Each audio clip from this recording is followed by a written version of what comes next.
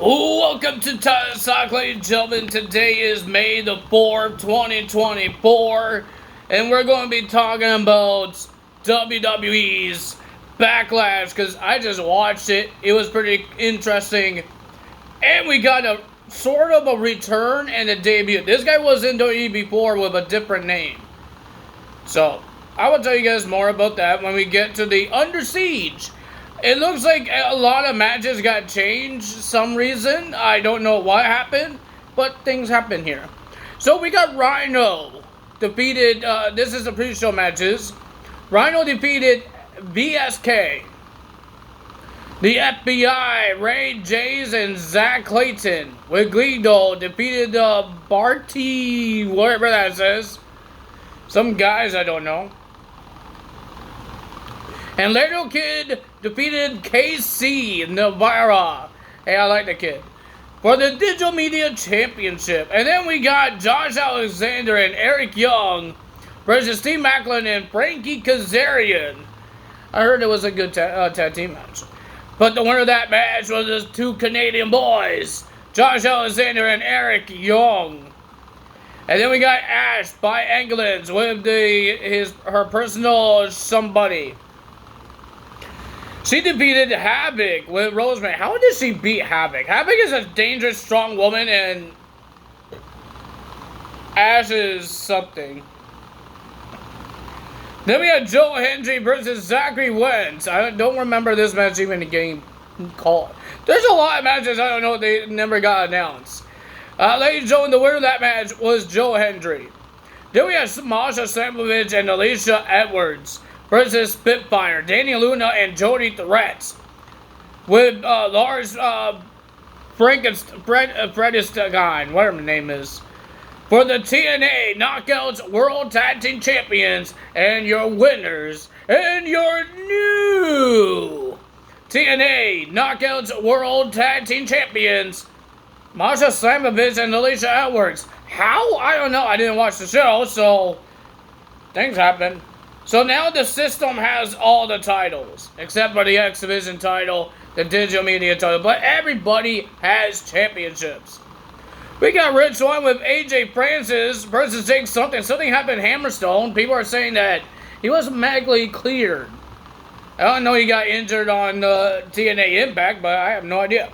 The winner of that match was Rich Swann beating Jake something. Then we had Johnny Gresham versus Kushida. Johnny Gresham was wrestling with a mask now. He looked like a freaking dark guy. And I guess he does a place of miss as well. The winner of that match was Jonathan Gresham. Then we had PCO and Jordan Grace versus Steph D. Lander and Khan in a mixed tag team match. The winner of that match was PCO and Jordan Grace. Then we have Mustafa Ali defending his X Division Championship against Ace Austin. And the winner of that match is still your X Division Champion, Mustafa Ali. Speaking of the system, we got the system. Moose, Brian Myers, and Eddie Edwards with Alicia Edwards versus Broken Matt Hardy and Speedball Mountain, Trent Seven, and Mike Bailey. The winner of that match was the system. Now we got Backlash, ladies and gentlemen. The crowd went nuts. They went nuts in this whole show. And ladies and gentlemen, we got a return, sort of debut with a new name. But ladies and gentlemen, the first match of the evening, we got the Bloodline, Solo Sikoa and Tama Tonga with Paul Heyman. And ladies and gentlemen, this match versus Kevin Owens and Randy Orton, this match didn't start. There was a big brawl happening between these guys. The referee couldn't start the match. They were fighting all over the place. There's referees, there's security guards, there's some agents. But Nick Aldis came out and he says he had enough. You guys don't want to do the rules? How about we have a no count out, no disqualification, street fights? These guys fought everywhere. They fought in the audience. They fought in the ring. They fought outside the ring. They used almost every weapon. I believe they used Prime as a weapon as well. I don't know why Prime is there when Logan Paul wasn't even there. He wasn't in the show. But ladies and gentlemen, at the end, it looked like Kevin Owens and Randy Orton was about to win. Kevin Owens did a like a brain buster reversal thing onto, I think it was on Tamatoga, into like 3 chairs. He was about to get 1, 2, 3, but ladies and gentlemen, Tanga Loa came out and he pulls out the referee and he attacks Kevin Owens. And if you guys didn't know who this guy is, he's the brother of Tamatoga. I did not know that. He's the brother of Tamatoga. And he was in WWE before, in like 2012 to 2015, something like that. I have no idea. When he teamed with Hunico, the Sin Cara that WWE had back in the day when the original Sin Cara left, his name was Camacho. And he was in Impact Wrestling as Mika, and he was as Tanga Loa as well when he teamed up with Tamatoga, and the Bullet Club took them out. So yeah, so Tanga Loa looks like he is part of WWE, and now he's part of the Bloodline because he raised the finger. And ladies and gentlemen, WWE swerved us because we thought it would be Jacob Batu. Because he signed, and nobody knew about Tanga. I think I'm saying his name right. But nobody knew that Tanga was coming to WWE. I didn't know he left New Japan. I thought he was in New Japan Pro Wrestling. So I thought Jacob Batu might attack Jey Uso, because, ladies and gentlemen, we had a stare down between Mr. Solo, and he brought his little gang with him. He had a stare down with Jey Uso when he was getting ready for this World Heavyweight Championship match. Next match was a triple threat match. If you guys didn't know, the Bloodline won the match because of Tanga Loa. Then we had Bayley versus Naomi versus Tiffany Stratton. I thought it was a pretty decent triple threat match. I already know that Naomi wasn't going to win, or Tiffany Stratton, because Bayley just won the match. She just won the championship by match. She just won the title at WrestleMania. This is like her first championship of a PLE that she's defending the title. I thought it was a pretty decent triple threat match. The fans were nuts. I think the fans would go nuts without wrestling. I don't know, but these guys went nuts. Oh my god. If you guys didn't know that they have the notification of emergency of being loud with brands. Even they were talking about with Michael Cole that he had a notification on his watch, his Apple Watch. It's about a notification of being loud. So that's how loud France was being. It wasn't from outside, it was because of the building. Well, they are nuts. That's what every country, every city has to be like when you go to a live wrestling show. It doesn't matter if it's Impact Wrestling, TNA, WWE, or AEW, you need to be that loud. Well, ladies and gentlemen, we thought this was a pretty decent triple threat match, but the winner of that match, and still your WWE Women's Champion, Bayley. She pinned Naomi, and Naomi, it was a roll-up pin, and Naomi said, okay, you outsmart me. And then she gave her a hug. She even gave her a kiss on the cheek on Bayley, showing the respect. Then we had Damian Priest versus Jey Uso for the World Heavyweight Championship. No, Jacob Batu did not show up, but the 2 members of the Judgment Day did. Finn Balor and JD. JD came out first. He attacked Jey Uso and tried to help Damian Priest. And then when Jey Uso super kicked JD, no, I don't think I think that was after. And Damian was yelling at JD, "What are you doing here?" He doesn't want the Judgment Day helping him in his matches. So he's asking JD, what are you doing out there? JD said, I'm trying to help you. And Damian says, I don't need your help. And then Jey Uso super kicked JD outside the ring. And then Finn Balor came out, tried to do a distraction. Damian did not yell at him because he didn't know Finn Balor was helping. But the winner of that match, and still your World Heavyweight Champion, was Damian Priest. But the Judgment Day, JD and Finn Balor ran back in the ring and started beating up Jey Uso until Damian Priest shoved the Judgment Day off. Said, don't beat him up. Leave him alone. He had a great match. Leave him alone.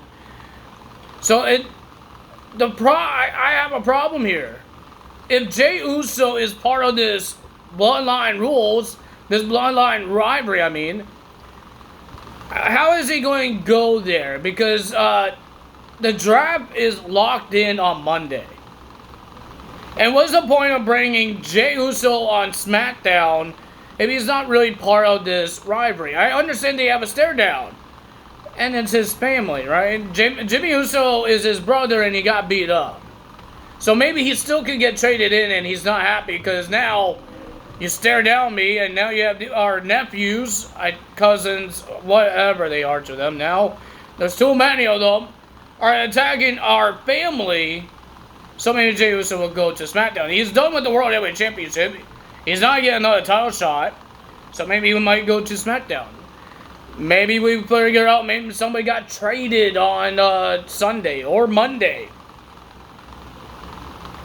Who knows? We will find out. But ladies and gentlemen, Damian Priest retains the title. Then we got Bianca Belair and Jade Cargill versus the Damage Control, the Kabuki Warriors, Asuka and Kairi Sane for the Women's Tag Team Championships. And ladies and gentlemen, everybody knew this was going to happen. It was a pretty decent match. I enjoyed it. It was good. Jade Cargill kind of messed some things up, but that's okay. It's wrestling. Sometimes you mess things up. Nobody got really injured.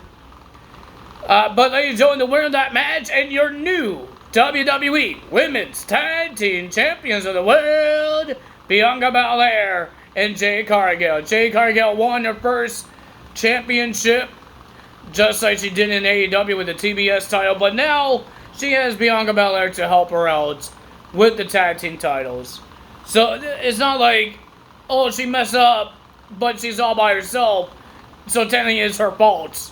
But it won't be her fault. I think this helps Jade Cargill that she could watch what Bianca Belair does and try to be safe and all that stuff. I'm just saying that it could help her. Bianca could be her trainer. And then we had the WWE Undisputed WWE Championship on the line. Cody Rhodes versus AJ Styles. And I thought it was a pretty decent match as well. I thought it was a pretty decent match. It was good, but the winner of that match was Cody Rhodes, still your WWE Champion. And we got a Uncle Howdy QR code. He did not make his return. I was hoping that he does. But I think there's still more QR codes that they're going... Because the QR codes didn't say about anything but a date or a PLE. They didn't say anything about that. And maybe they want to put it on something bigger. On a bigger show. I don't know, King of the Ring and Queen of the Ring is one of the big shows. But it could be. Who knows? But we got a QR code with a whole bunch of numbers. And saying, I guess there was a boys. And people are saying Alexa Bliss, Sister Abigail might be, was the boys. Saying that they opened the door. The door of secrets is open. So it has to be coming soon, right? It has to be. So, and I think I have a prediction of this bloodline.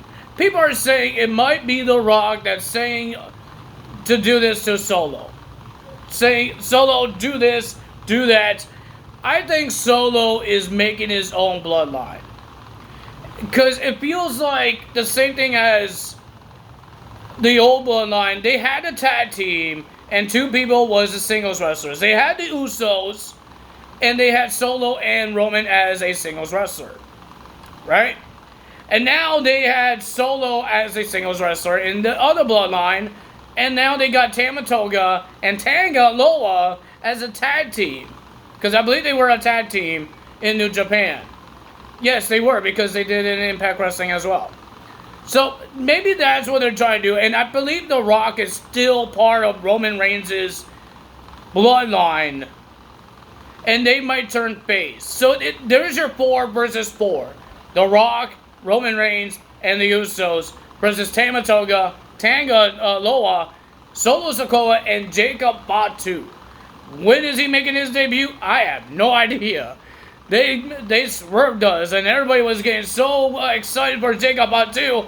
When I saw Tanga Loa come out, I'm like, who is this guy? That's not Jacob Fatu. I remember his face looks like, and I thought it was Tanga Tonga. But it wasn't. It was his brother. So, ladies and gentlemen, I was shocked there because nobody said he was gone out of New Japan, and nobody said that he signed with WWE. I guess they did the same thing with Tama Tonga. Nobody knew Tama Tonga was going to show up in WWE until they said something on the internet after his debut. So yeah, I wonder what's going to happen there. Whenever Jacob Fatu makes his debut, it could be on SmackDown. And maybe they could find a manager trying to replace Paul Heyman. I think Paul Heyman might join Solos. And if they want a manager or a wrestler that could be a manager for for Roman Reigns' bloodline, they could use Naomi. She could still wrestle, but she could be the bloodline's manager when they have a match, or when Jimmy Uso or the Usos have a match. Not just she just had to come out with Roman Reigns. Maybe the Usos will have a manager. Last time it was always Roman Reigns had a manager with Paul Heyman. Now the Usos could. So that's my prediction. I think The Rock is still part of the bloodline. Roman Reigns is. I don't think The Rock is the one making Solo to do this. I think it's going to be the old bloodline, old school bloodline, versus the new breed of bloodline. And that's your 4-on-4 if it's going to be a War Games match or a normal Survivor Series match. That's your 4-on-4. That's what I think. And I got the burps. If you guys enjoyed this video, hit the like button, leave a comment below. Hit the subscribe button, hit that notification bell. It's only 4:10 here, and ladies and gentlemen, that's all for today. Tell us out. Bye!